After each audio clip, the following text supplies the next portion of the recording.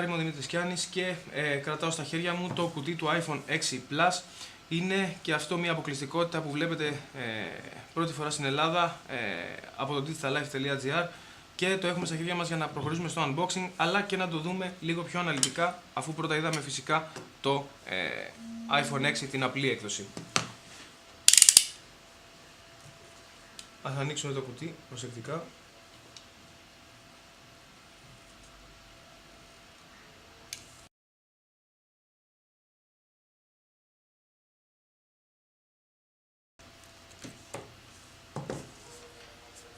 Να λοιπόν το iPhone 6 Plus, όλο το μεγαλείο. Μπορούμε να το συγκρίνουμε βέβαια και άμεσα, αφού έχουμε το απλό εξάρι δίπλα. Δείτε τη διαφορά στο μέγεθος, η οποία είναι πολύ σημαντική. Θυμίζουμε ότι το εξάρι έχει οθόνη 4,7 ιντσών, ενώ το 6 Plus έχει οθόνη 5,5 ιντσών. Βλέπετε τη διαφορά στο μέγεθος. Εδώ βλέπετε και τη διαφορά τους στο πάχος.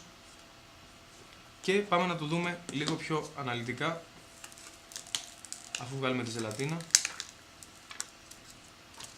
Ας δούμε τι περιέχει μέσα από το κουτί. Βέβαια γνωρίζουμε από τον Μπορτένο τι περιέχει το κουτί, τα ίδια πράγματα με του iPhone 6. Ακουστικά, το καλώδιο USB και τον ίδιο φορτιστή με απόδοση 1A.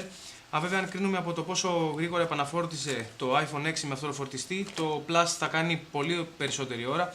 Γύρω στις 2,5 ώρες ήθελε το εξάρι για να επαναφορτίσει, και σκεφτείτε ότι η μπαταρία του 6 Plus είναι αρκετά μεγαλύτερη από του 6.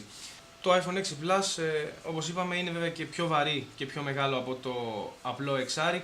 Είναι σημαντικά πιο μεγάλο, το οποίο σημαίνει ότι δεν μπορεί να χρησιμοποιηθεί καθόλου εύκολα με το ένα χέρι. Βλέπετε ένα μέτριο χέρι και ο αντίχειρας με τα βίας φτάνει λίγο πάνω από τη μέση της οθόνης του.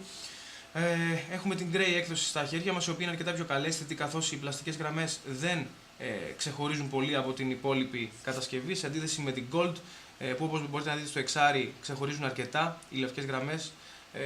Η Grey είναι λοιπόν αρκετά πιο καλέσθητη. Κατά τα άλλα, είναι μια μεγενθυμένη έκδοση του iPhone 6, το Plus. Δεν έχουμε δηλαδή άλλες διαφορές. Έχουμε τα πλήκτρα εδώ στο ίδιο σημείο, έχουμε το σιρταράκι, την Nano SIM, το Power Button, και οι διαφορές από εκεί και πέρα εντοπίζονται στο εσωτερικό του.